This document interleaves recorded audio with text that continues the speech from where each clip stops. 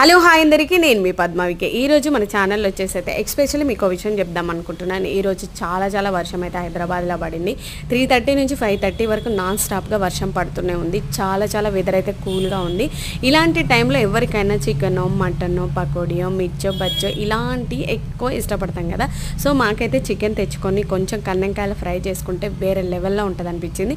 మొత్తానికైతే వెళ్ళి చికెన్, కన్నెంకాయలు ఈ రెండే అయితే తీసుకొని వచ్చేసాడు మా ఆయన.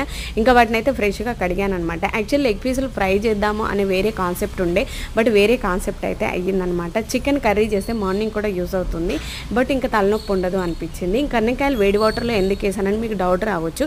ఎందుకనంటే అది కొంచెం జిడ్డుగా ఉంటుంది. వేడి వాటర్లో వేస్తే ఏమన్నా ఉన్నా కూడా స్మెల్ ఉన్నా పోతుంది. కాబట్టి ఫ్రెష్గా చిన్న ముక్కలుగా కట్ చేసి మనం కర్రీలో ఇంక్లూడ్ చేయొచ్చు.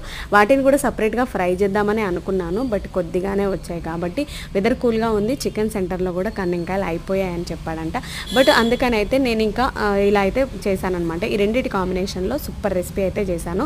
ఫుల్ వీడియో కూడా అప్లోడ్ చేస్తాను, అది కూడా చూసేసేయండి. మీకు నచ్చితే మాత్రం లైక్ చేసి సబ్స్క్రైబ్ చేయండి.